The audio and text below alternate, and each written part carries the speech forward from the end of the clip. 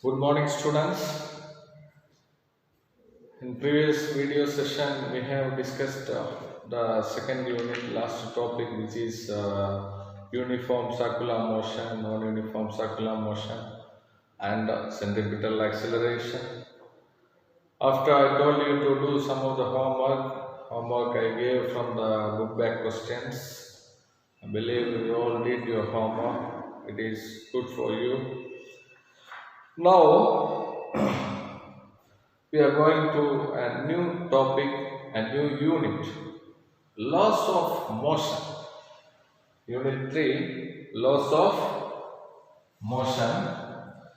In this unit, we will study many laws which are given by various physicists or scientists. In this, people from oldest century, they're always curious about the things, how the things move, or why the things move. Like these old questions arised in human mind.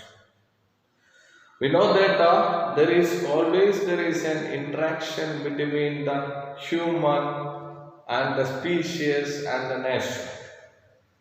Species interact with nature, human interact with nature, but during all this interaction, human always thinking and he always want many answers for his questions.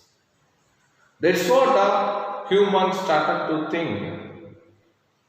How things move, why things move, like these all questions arised from their mind and in the modern civilization, 21st century, they made an answer for all his questions scientifically.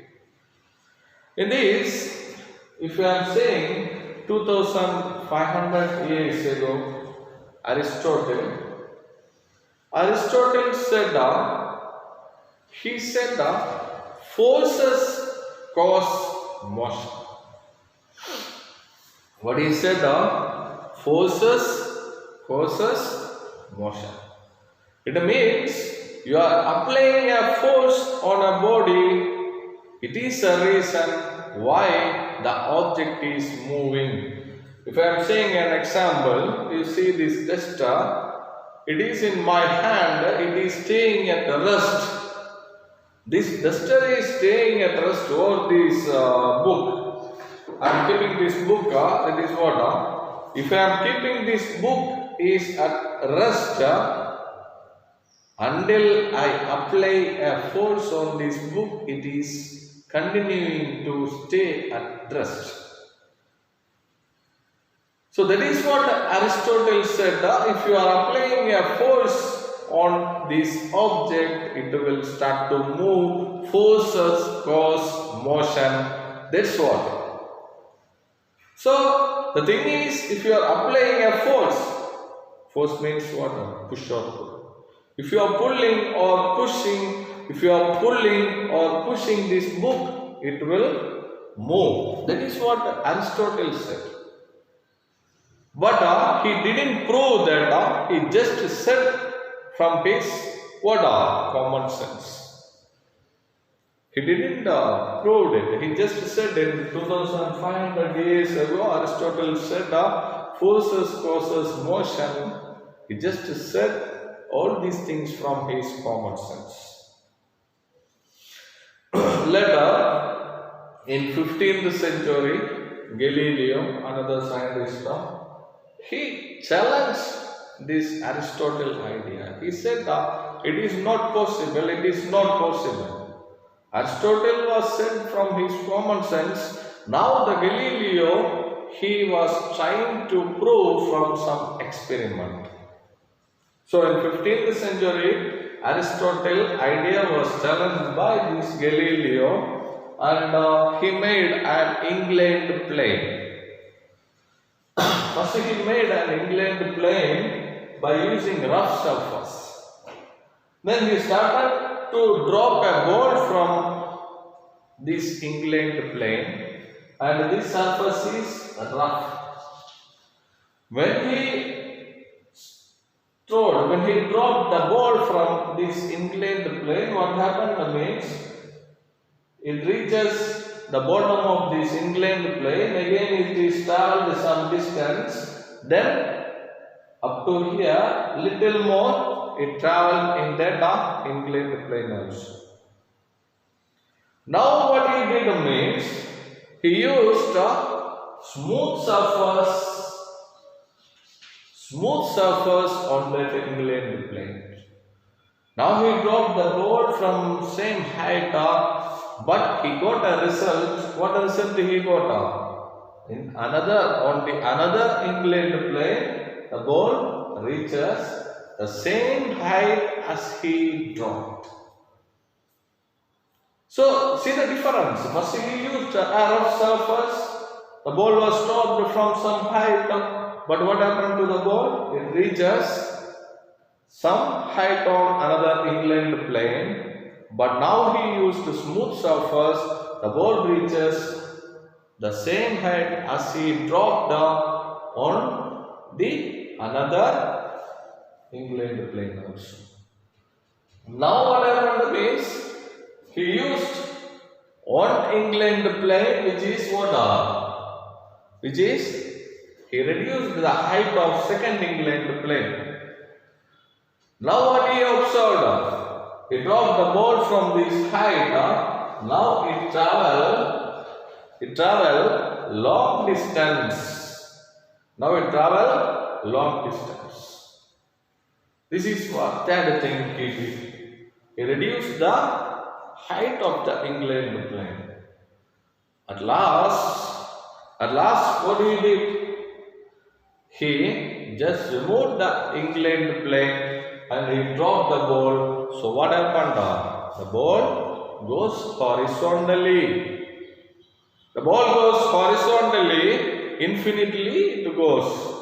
This is what Galileo demonstrated what Aristotle said was wrong. He was trying to prove what Aristotle said was wrong.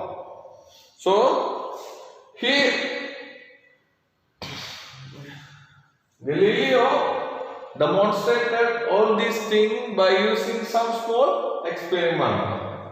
Now, Newton, Sir Isaac Newton,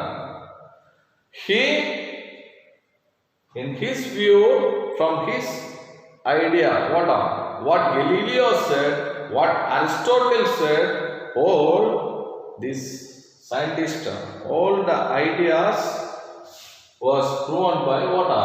Newton. And Newton made some laws with the help of Kepler and Copernicus.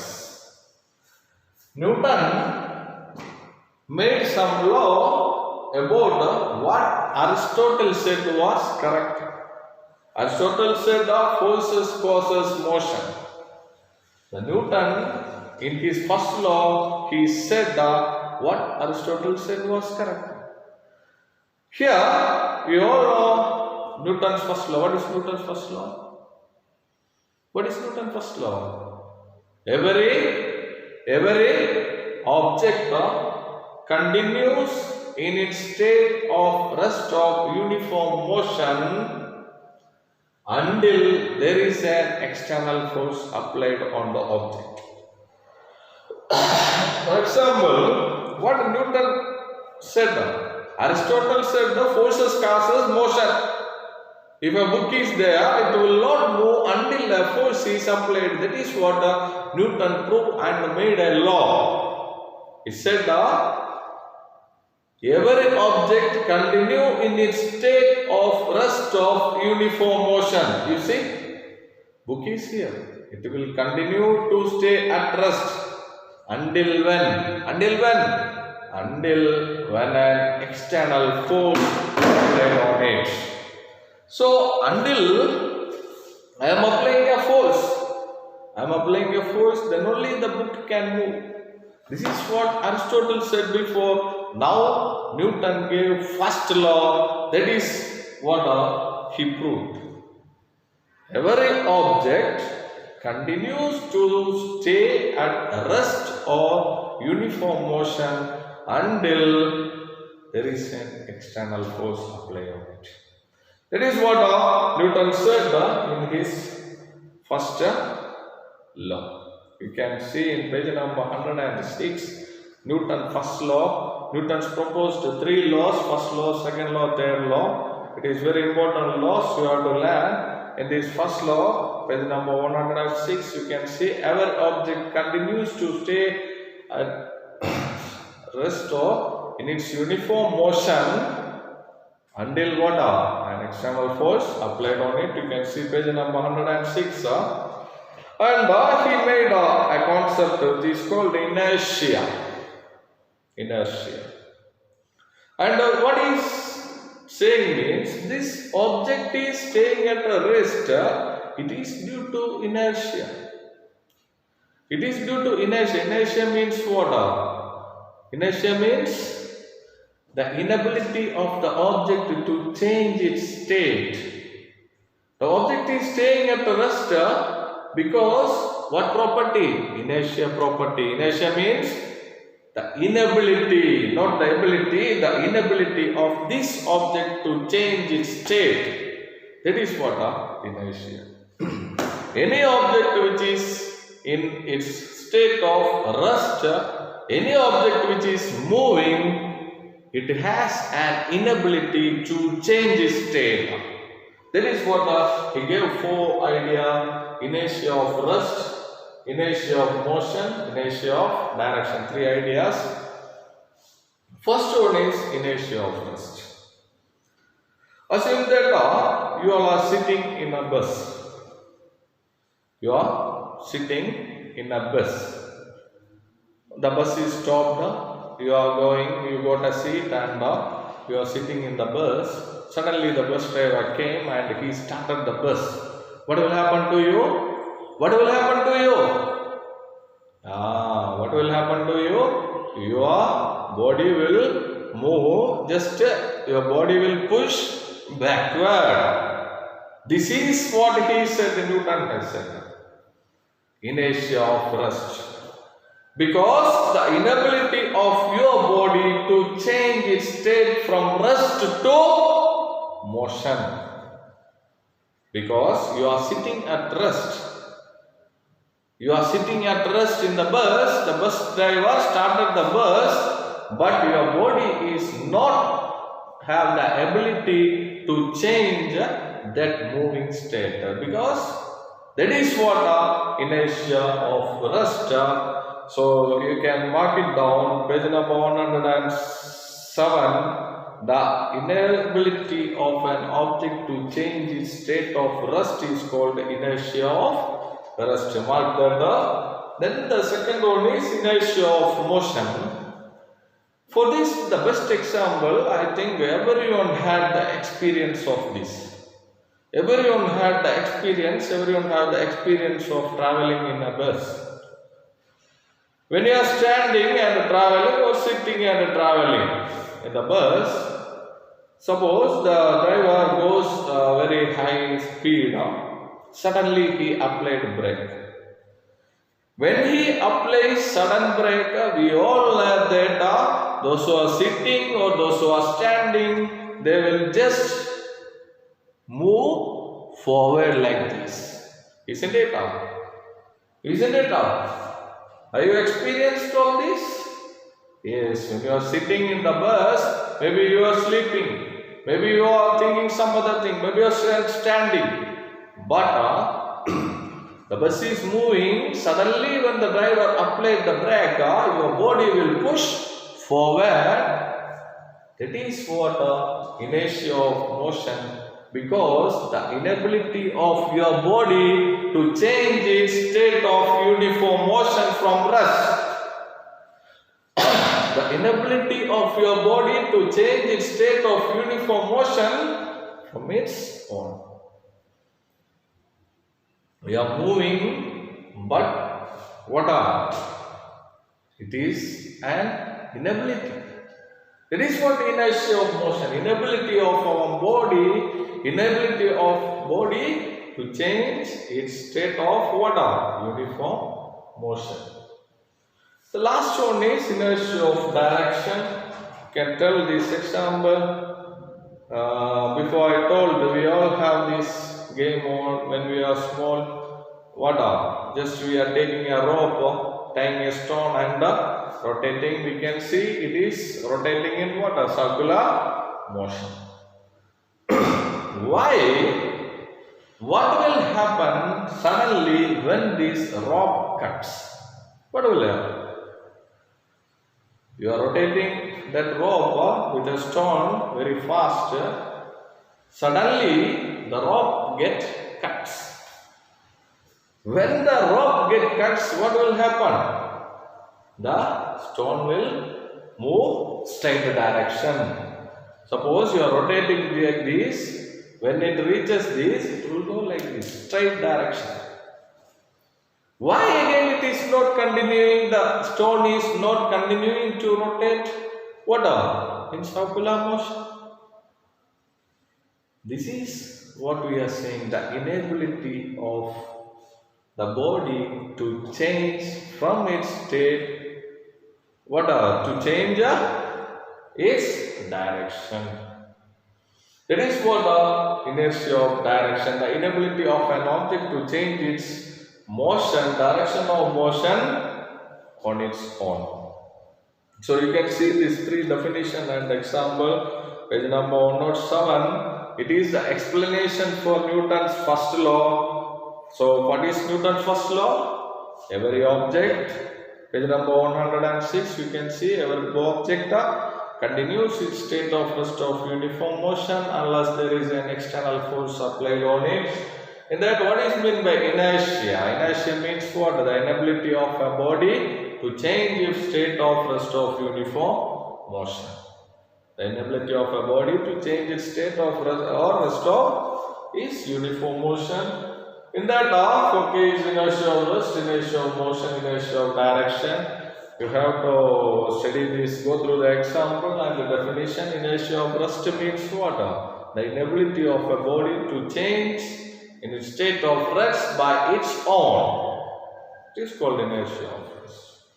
Inertia of motion means what? The inability of a body to change its state of rest of its uniform motion by its own.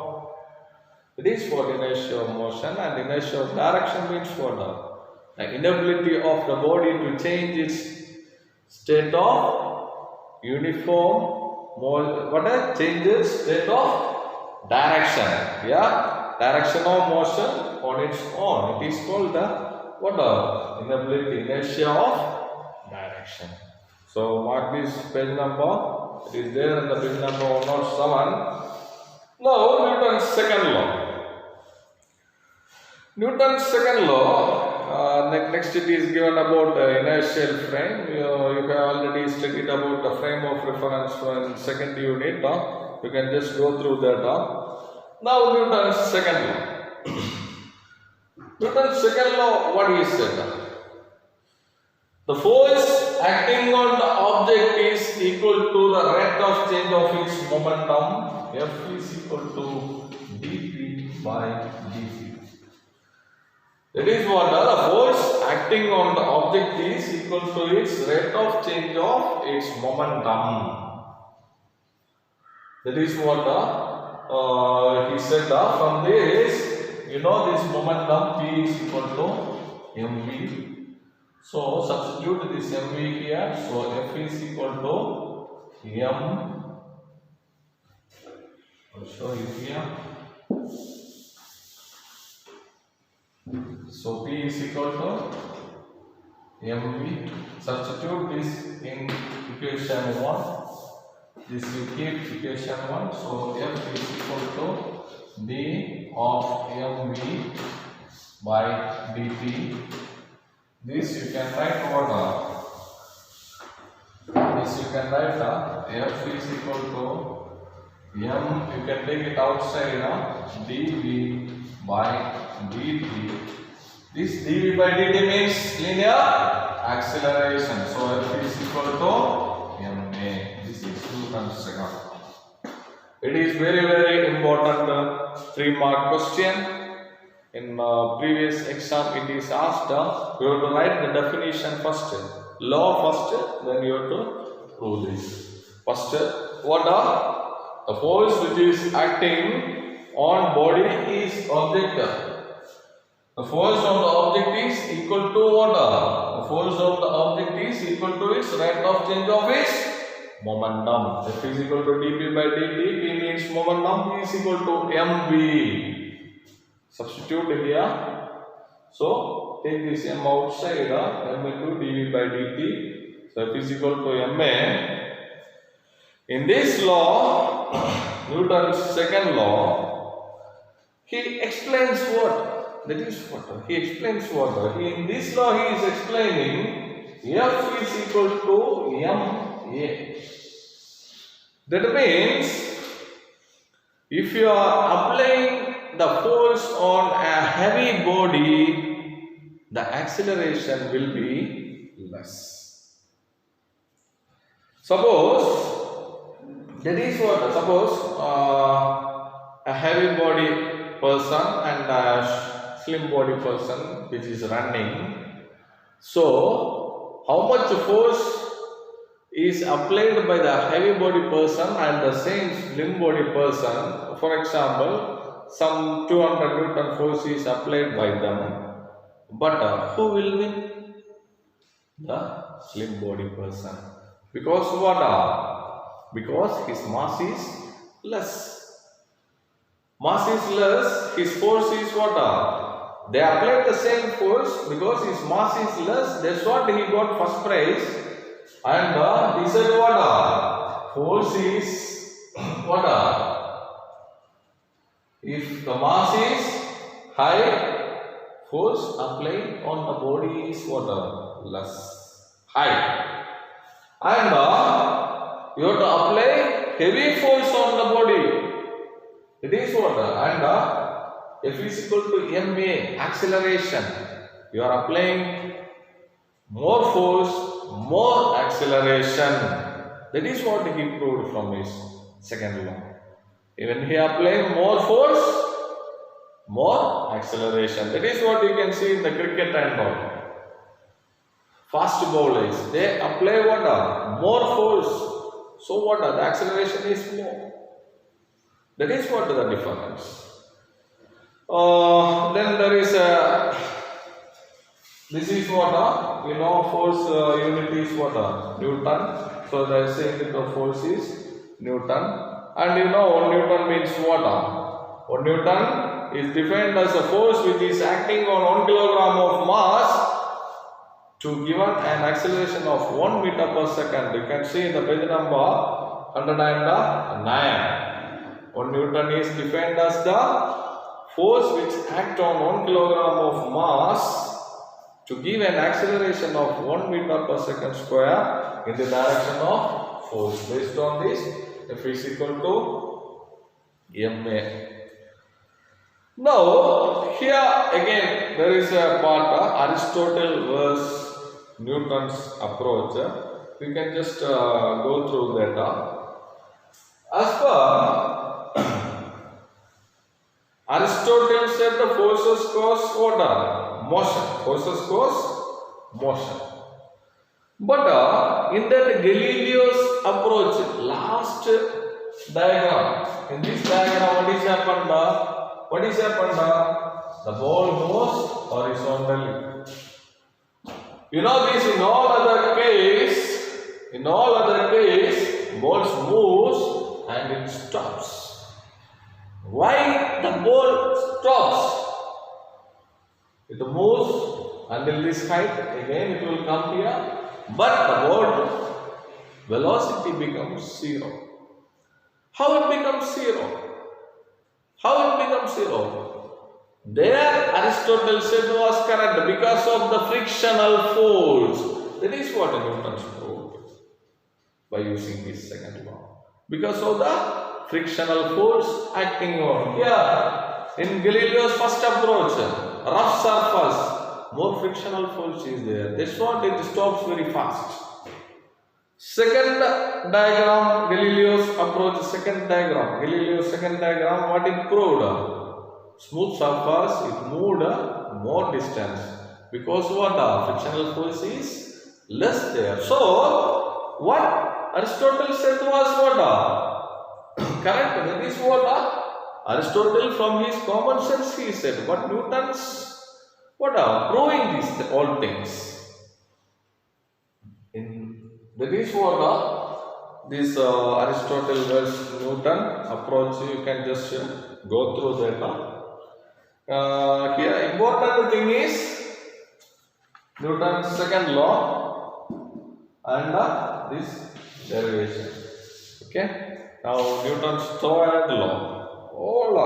We all are very much excited to hear the Newton's third law, because from our smaller grade we are studying.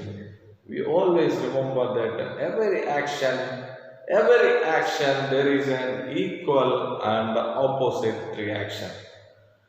That is what Newton's proved from his third law. Some discussions also there based on this Newton's law. Then we will discuss in next class. Now Newton's third law, every action there is an equal and opposite reaction. For example, you can see in page number 110 three diagrams. First diagram, hammer is striking on the nail. When this hammer strikes on the nail, we feel there is an opposite force also. There is an opposite force we will feel. When we strike up, we are striking downward, but from the nail we will feel what on upward force. That is what Newton said. Every action I am striking, that is action. The nail, that is reacting back. There is an upward force from the nail. That is what reaction. So every action there is an equal and opposite reaction. That is what Newton's third law. Another one example. You are throwing a ball on the wall. You are throwing a ball on the wall. That is action. Reaction is what? It is striking on the wall and it is coming back. Like this, many examples you can say. Boxes. They practice. When they practice what? You have seen in many places. No? So this whole thing you can see in our daily life example. Walking. When we are walking or when we are running, it is happening because of the upward from the earth. Our hand push downward, our leg push downward and the ground pushes upward. That's what we can That is what every action there is an equal and opposite reaction. Another good example you can say the gunfighters. You can see the policeman's long gun. They always hold their gun in this position, because when they fire, the gun recoil and it move backward. If they hold like this, the gun hit. What will happen? The gun will break their chest. That's what they hold their gun in this position. Every action, when they fire a bullet, it is the action. It is recoiling back and it is striking like this. That is the reaction. So every action there is an equal and opposite reaction. So it is very, very important, my dear students. You have to learn these three laws. In that second law, it is very, very important. The 3-mark question. Second law with what? This derivation. And third law, it is very, very important. 2-mark question. Every action there is an equal and opposite reaction.